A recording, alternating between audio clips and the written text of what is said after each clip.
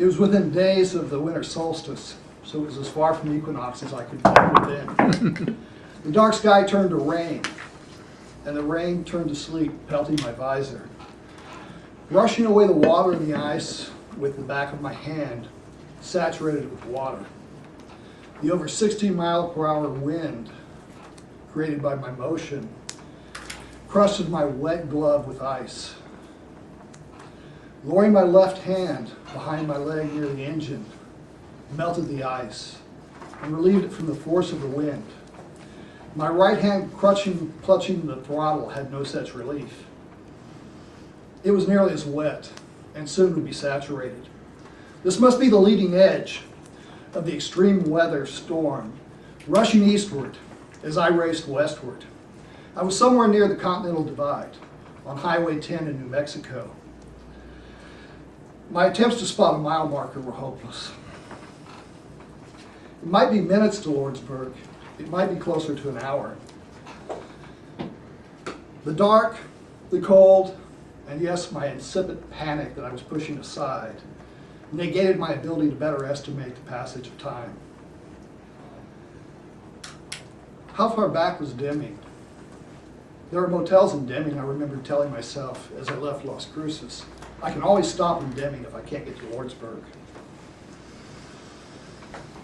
In El Paso, when I learned of the extreme winter storm, the skies were clear and cloudless. But there were still gray clouds to the west as I pulled into Boland's Old West fireworks and trinket shop to fill my half-empty tank at sunset just outside of Las Cruces. Full tank should be just enough to get me to Lordsburg. The steel gray clouds have been ominous, at least in retrospect. I could have turned back to Las Cruces, but there are motels in Deming if I can't make it to Lordsburg.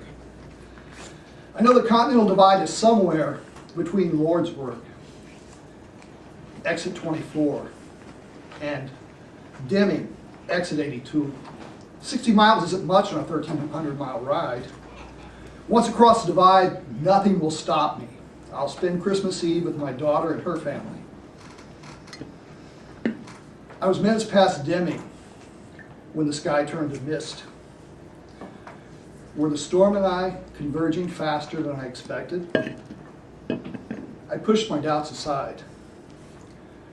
Why didn't I stop in Deming? Why didn't I check my gauges? Why didn't I think? The mist was slow to turn to rain, much slower than the rain to sleet. Right in the mist, I was immune to the cold and wet. I even congratulated myself on my new gear. I chose well. My big jacket over my many layers kept me warm. I should have thought about my hands and feet. Back in the present, I worried for my right hand clutching the throttle. My military training took over. All cold weather injuries are preventable. Types of injuries are hypothermia, frostbite, trench foot, chilblains, and wait a minute. Never mind the rest. Your core body temperature is fine. You have no exposed skin. Your feet are dry. Concentrate on frostbite. Wiggle your toes. Flex your feet. They're cold, but they're probably okay. What about your hands? They're cold and wet. You imagine you can feel the wind on the back of your hands, gripping the handlebars. Do they tingle or sting? Are they numb? Are they stiff? You release the throttle for a second and flex your hand. No pain, maybe numb. No stiffness. Stop. Stop and check them out. Take your gloves off. There's no way you can determine anything at 60 miles per hour in the dark and the rain. After an eternity, probably less than 5 minutes, I saw an exit.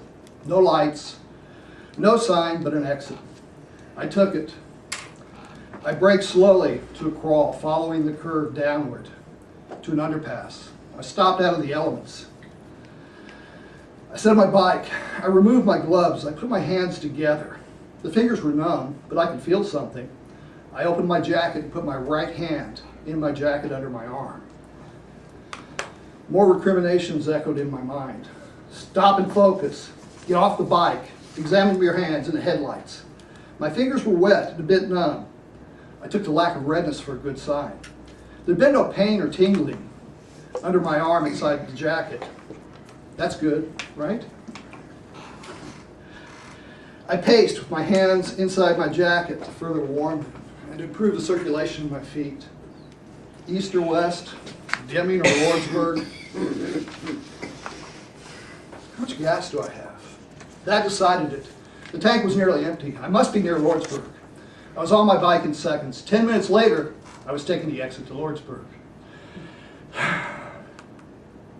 In the court of my mind, the charge was gross negligence.